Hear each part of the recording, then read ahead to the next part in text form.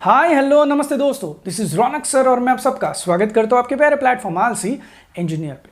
दोस्तों यार, बहुत लोगों की रिक्वेस्ट आ रही थी कि डिस्क्रीट मैथमेटिक्स पे वीडियो बनाओ, किस तरीके से स्ट्रैटेजी वर्कआउट होने वाली है, पैटर्न भी नया है, तो बहुत सारी चीज़ों के बारे में बच्चों को अंदाजा है नहीं। वैसे तो ऐप से जिन लोगों ने कोर्सेज डिस्क्रीट मैथमेटिक्स के खरीदे हुए उनको मैंने ऑलरेडी 10-15 दिन पहले ही स्ट्रैटेजी दी थी कि किस तरीके से एंड सेम के लिए हम लोगों को प्रिपरेशन करनी है। हम लोग भी देख लेते हैं। टोटल आपको पता है 70 मार्क्स है, तो इस पेपर के लिए आई डोंट थिंक सो कि कोई भी आपको एमसीक्यू पैटर्न आएगा, यानी कि कोई एमसीक्यूज नहीं आने वाले।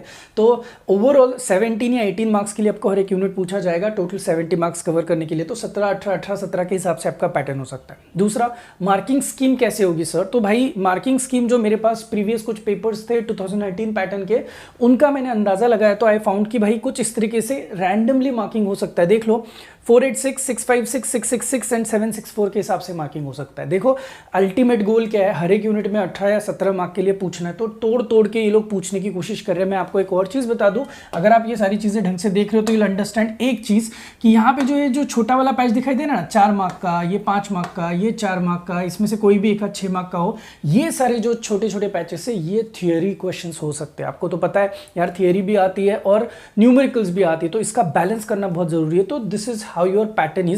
आई होप आपको ये समझ में आना शुरू हो चुका है। अब हर एक यूनिट के लिए देखते हैं क्या क्या करना है, किस तरीके से हम लोगों को आगे बढ़ना है।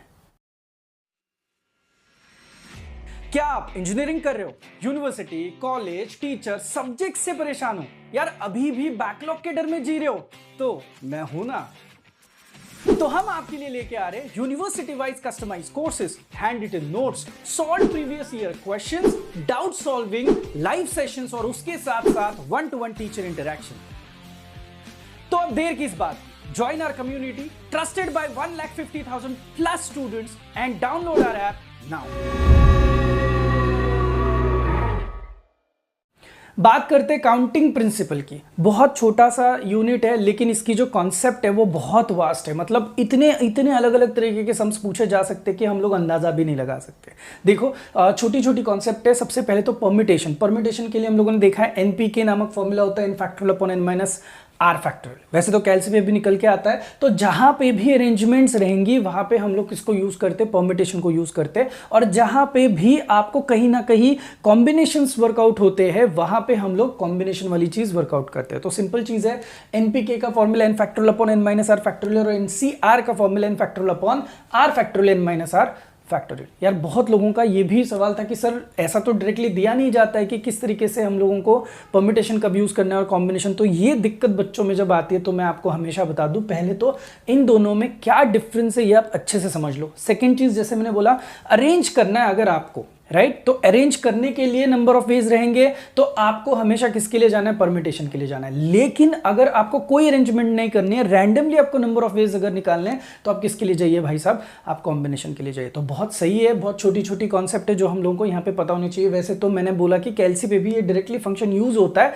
लेकिन यार नंबर ऑफ मार्क्स जो है उसके हिसाब से आपको स्टेप बाय स्टेप अगर आप गए, इस फॉर्मूला को ओपन अप करते करते गए, तो आई थिंक सो जगह बढ़ जाएगी और आपका जो मार्किंग स्कीम के हिसाब से स्टेप्स के मार्क्स है वो आपको मिलना शुरू हो जाएंगे। एक और बात बच्चों ने ये भी बोली कि सर प्रोबेबिलिटी नामक कॉन्सेप्ट हमें ज्यादा कुछ दिखाई नहीं दी। तो मैं आपको बता दूं भाई साहब, ये जो प्रोबेबिलिटी के सम्स है ना, ये बहुत जरूरी होते हैं, क्योंकि ये परम्यूटेशन और कॉम्बिनेशन के साथ कनेक्टेड है, इसीलिए प्रोबेबिलिटी के सम्स आपको करना जरूरी है। बहुत इंपॉर्टेंट चीज है कि आपको जैसे नंबर ऑफ वेज पूछा जाता है, वैसे ही आपको चांसेस भी पूछे जाते हैं, चांसेस या फिर व्हाट इज द पॉसिबिलिटी, ऐसे कुछ सवाल जब पूछे जाते हैं तब आप समझ लो कि आपको प्रोबेबिलिटी के हिसाब से वर्क करना है। होता क्या है यार, आपको पता है कि all number of outcomes divide होते हैं और नंबर ऑफ पॉसिबल आउटकम्स ऊपर आते हैं, तो ये भी जो भी कॉम्बिनेशन है उसके हिसाब से आपकी प्रोबेबिलिटी वर्कआउट होती है। तो ज्यादा कुछ मैंने बताने की जरूरत है नहीं यहाँ पे।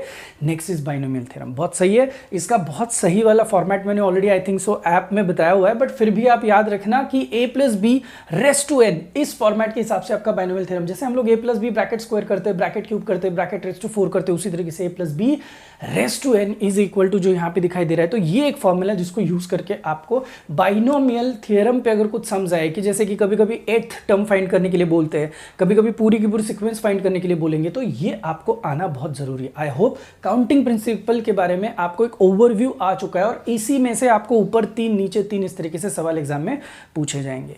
नेक्स्ट टॉपिक है ग्राफ थ्योरी। यार ये जो ग्राफ थ्योरी नामक टॉपिक है ना, इसमें बहुत छोटी छोटी चीजें जो हमें पता होनी चाहिए, जैसे कि बेसिक कॉन्सेप्ट्स, किस तरीके से ग्राफ पे ऑपरेशंस होते हैं, नंबर ऑफ ग्राफ्स कौन से, सिंपल ग्राफ क्या होता है, रेगुलर ग्राफ क्या होता है, मल्टी ग्राफ क्या होता है, बहुत सारी ऐसी छोटी छोटी चीजें जो हम लोगों को पता होनी चाहिए। और आपको ये भी पता होगा यार मोस्टली क्या क्या होता है, एजेस होते हैं और वर्टाइसेस होते हैं। तो एजेस और वर्टाइसेस के हिसाब से मतलब एक मस्त सी कॉलोनी है जहाँ पे घर और घर आने जाने के लिए रास्ते, इस हिसाब से थीम आपको दिमाग में क्लियर हो जानी चाहिए। तो देखो भाई, पहले तो आपको उसके बेसिक कॉन्सेप्ट्स और डेफिनेशन, टाइप्स ऑफ ग्राफ पता होने चाहिए। उसके बाद there is a concept called as handshaking lemma. मतलब वहां पे पूछा जाता है कि कितने सिंपल ग्राफ बना सकते हो अगर आपके पास इतने इतने एजेस और इतने इतने वर्टाइसेस है। तो ये वाले जो सम्स होते हैं इनकी प्रैक्टिस अगर आपको करनी है तो हैंडशेकिंग लेमा वाली कॉन्सेप्ट आपको आना बहुत जरूरी है। नेक्स्ट है मैट्रिक्स रिप्रेजेंटेशन। ग्राफ को आप लोग अलग अलग तरीके से रिप्रेजेंट कर सकते हो, उसमें से one of the best way वो है मैट्रिसेस वाला। तो भाई दो टाइप निकलते हैं, एडजेसेंसी मैट्रिक्स और इंसिडेंस मैट्रिक्स। देखो जहां पे वर्टाइसेस टू वर्टाइसेस या फिर वर्टाइसेस टू एजेस ऐसा कुछ कॉम्बिनेशन आएगा ना जिससे मैट्रिक्स बनता है, वो आपके टाइप्स को डिफाइन करता है किस तरीके से मैट्रिक्स बना हुआ है। और इसके साथ साथ एक और चीज होती है एडजेसेंसी लिस्ट भी। तो छोटे मोटे सम्स इसके ऊपर आते हैं जिसके बारे में हम लोगों को पता होना चाहिए कि भाई अगर डायरेक्शनल ग्राफ हो या फिर नॉन डायरेक्टेड ग्राफ हो तो क्या कैसे स्ट्रेटेजी वर्कआउट करनी है, बहुत इंपॉर्टेंट चीज है। मैट्रिक्स रिप्रेजेंटेशन आपको पता होना चाहिए। Isomorphism is very important concept. Isomorphism मतलब सेम दिखने वाले ग्राफ्स। जैसे कि फॉर एग्जांपल मैं अभी यहाँ पे खड़ा हूँ और अगर मेरे को किसी फैंसी ड्रेस कॉम्पिटिशन में आप भेजो तो मस्त मेकअप करके ड्रेसिंग चेंज करके मैं वहां पे आऊंगा, लेकिन वहां का मैं और यहाँ का मैं सेम हूं ना, है ना, बस दिखने में कुछ फर्क आ रहा है। तो हमें बस वो पहचानना है कि किस तरीके से आपका ग्राफ जो है वो दोनों दो ग्राफ आपके सेम हो सकते हैं या फिर नहीं हो सकते। इसी को आइसोमॉर्फिज्म बोला जाता है। अब ये सेम होने के लिए भाई इनके number of vertices, number of edges match होने चाहिए, फिर इनके डिग्रीज मैच होनी चाहिए, डिग्री की सीक्वेंस सही लगनी चाहिए, और उसके साथ साथ इसका लूप जो बनता है, सबसे बड़ा वाला लूप, सबसे छोटा वाला लूप, ये सारी चीजें आपको बहुत ढंग से आना जरूरी है। तो आइसोमॉर्फिज्म के ऊपर न्यूमेरिकल्स आने के चांसेस रहते हैं। नेक्स्ट इज यूलेरियन और हैमिल्टनियन पाथ। इसके ऊपर भी न्यूमेरिकल आते हैं दोस्त।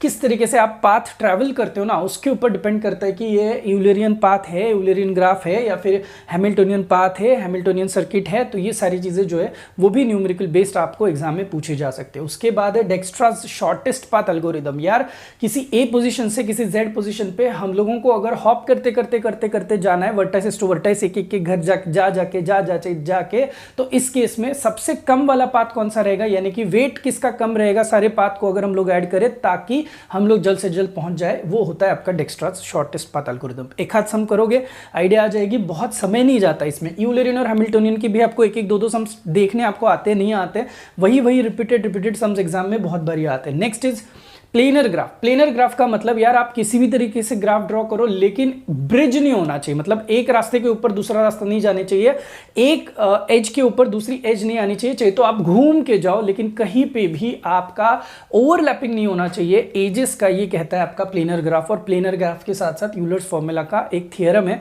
वैसे तो ज्यादा आता नहीं है, यूलर्स वाला थियरम ज्यादा आता नहीं, लेकिन प्लेनर ग्राफ पे आपको सवाल पूछे जा सकते हैं, वो भी न्यूमेरिकल बेस्ड होता है जो हमें यहाँ पे पता होना चाहिए। होपफुली ग्राफ थियरी में क्या क्या आ सकता है ये आपको अब ढंग से पता चल चुका है।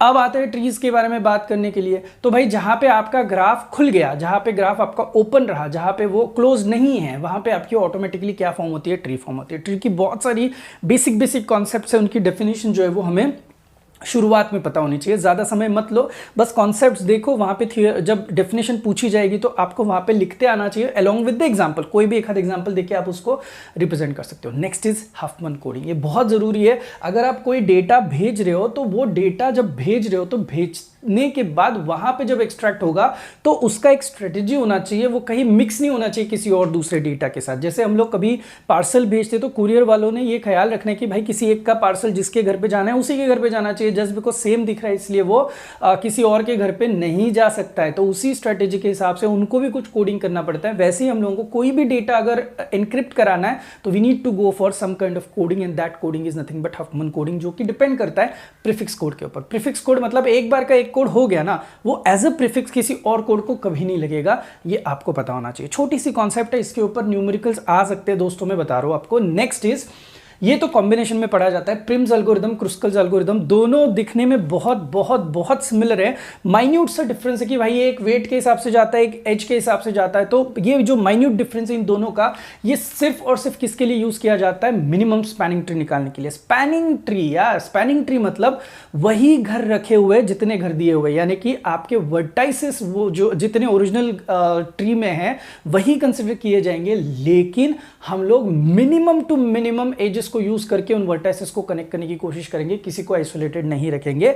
इसे कहते हैं स्पैनिंग ट्री। तो स्पैनिंग ट्री को भी मिनिमम स्पैनिंग ट्री बनाने के लिए उनके वेट के हिसाब से ये दो एल्गोरिदम्स हम लोगों को हेल्प करते हैं कि इन्हीं दोनों में से कोई एक आध आ सकता है। वन स्ट्रोक में आप कोई भी एक आध एग्जांपल लेके प्रिम्स और क्रुस्कल की प्रैक्टिस कर लो, आधे घंटे का काम है, खत्म हो जाएगा। उसके बाद आता है नेक्स्ट, फंडामेंटल सर्किट क्या होता है, कट सेट क्या होता है, नेटवर्क फ्लो क्या होता है। भाई ये जो है ना, ये अपनी पाइपलाइन वाली सिस्टम है। जैसे कि आपका कहीं ना कहीं से सोर्स रहेगा, कहीं ना कहीं पे सिंक रहेगा। तो सोर्स टू सिंक अगर आप कुछ पानी भेज रहे हो तो हर एक पाइप का कैपेसिटी अगर अलग अलग हो तो जिस हिसाब से वो नेटवर्क फ्लो बनता है, वहां से आप मैक्सिमम फ्लो कैसे निकाल सकते हो ये आपको यहां पे पता होना चाहिए। वहां पे एक छोटा सा थ्योरम भी यूज होता है जिसको मैक्सिमम फ्लो मिनिमम कट वाला थ्योरम बोला जाता है। Again I can say that numerical based है, न्यूमेरिकल ही इसके ऊपर आने के चांसेस है। अब नेक्स्ट पार्ट इज ट्री ट्रैवल्सर और बीएसटी। तो मैं आपको बताता हूँ प्री, पोस्ट और इन ऑर्डर वाला जो ट्रैवल्सल रहता है ट्री का, वैसे तो भाई ये डेटा स्ट्रक्चर्स में भी है, बट होता यूँ है ना कि यहाँ पे कॉन्सेप्ट दिया हुआ है इसलिए हम लोग यहाँ पे ले रहे हैं। मोस्टली इफ यू फाइंड, आप देखोगे तो इसके ऊपर आपको सम नहीं दिखाई देंगे। ये सम्स मोस्टली डेटा स्ट्रक्चर्स के कॉन्सेप्ट में ही आपको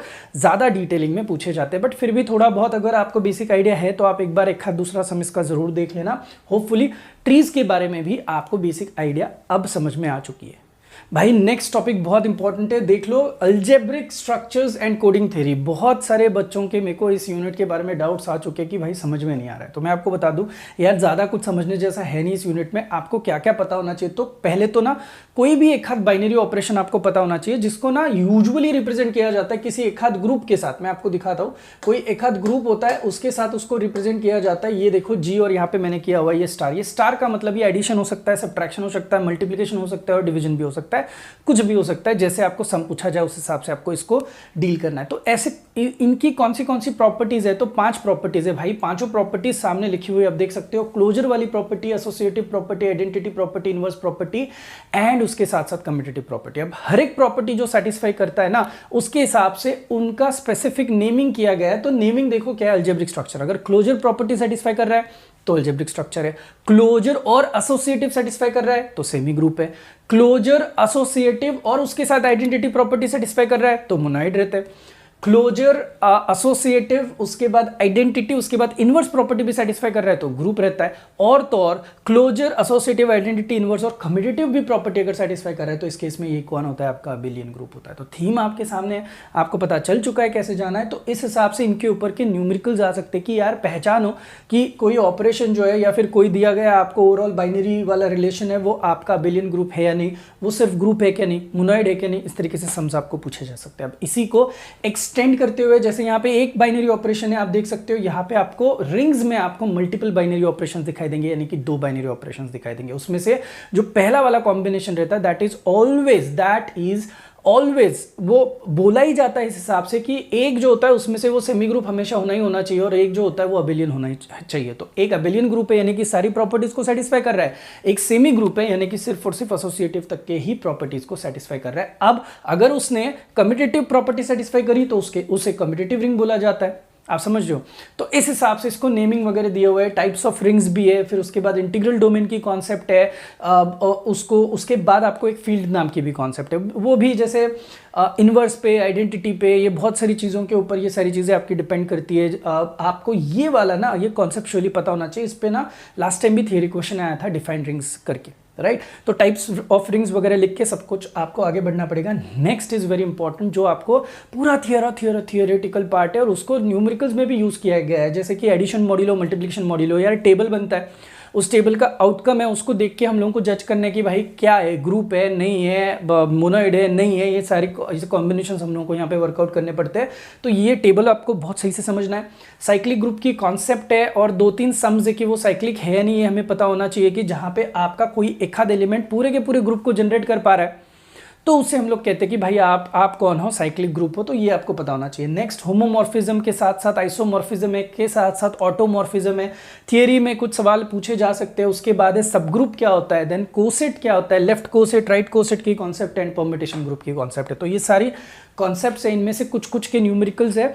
आप अगर ऐप में कोर्स देखोगे यू विल फाइंड कि इसके ऊपर कुछ कुछ इंपॉर्टेंट जो सम्स है वो भी मैंने इंक्लूड किए हुए हैं। तो दैट्स हाउ आपका अलजेब्रिक स्ट्रक्चर वाला टॉपिक खत्म होता है। नेक्स्ट जो आता है वो होता है कोडिंग थ्योरी। कोडिंग थ्योरी की कॉन्सेप्ट भी बहुत तगड़ी है और उसके कुछ डेफिनेशंस जो बनते हैं वो सही है, और इसके ऊपर के न्यूमेरिकल्स भाई मैंने 5-6 बहुत तरीके से न्यूमेरिकल्स लिए हुए हैं, जहाँ पे ना मैट्रिसेस की भी जरूरत लगती है, जहाँ पे हम लोगों को एक्सऑर ऑपरेशन की भी जरूरत लगती है। तो इसके न्यूमेरिकल्स आप ढंग से करना, कोडिंग थ्योरी पे न्यूमेरिकल आना तय है भाई, ये फिक्स है। आप किसी भी तरीके से कोई भी ब्रांच का पेपर लिखो आपको इसके ऊपर सम आएगा। Next is Galois theory. Galois theory तो भाई सिर्फ पीडीएफ वाला फॉर्मेट है, थियोरी वाला फॉर्मेट है, कभी आया नहीं है, ऐसे ही आपको एज इन केस स्टडी करके ये दिया हुआ है, तो इस पे ज़्यादा फोकस नहीं किया तो भी चलेगा। आप ना कोडिंग थ्योरी पे सम आएगा ही आएगा, ढंग से करना। जितने सारे सम्स मैंने लिए हुए इसके साथ साथ कुछ आपको प्रीवियस मिल रहे सम्स तो उनको उठाओ, और जितना मैंने बताया ये पूरा का पूरा आपको खत्म करना पड़ेगा when it comes to algebraic structure and coding theory. समझ में आया? तो देखो इस तरीके से एकदम फास्ट फॉरवर्ड में हम लोगों ने देखा है कि हम लोगों को एंड सेम के लिए किस तरीके से प्रिपेयर करना है। होपफुली आपको ये सब कुछ समझ में आ रहा है, और जैसे कि मैंने बोला ये सारी चीज़ें अगर आपको क्विकली भी करनी है ना तो आपको ऑलरेडी ऐप अवेलेबल है, वहाँ पे कोर्स ऑलरेडी अवेलेबल है, सब कुछ दिया हुआ है, आपको रिवाइज करना है, फटाफट फटाफट रिवाइज करके आगे बढ़ सकते हो। होपफुली सब कुछ समझ में आ रहा है। मिलते हैं नेक्स्ट वीडियो के लिए, तब तक के लिए थैंक यू सो मच।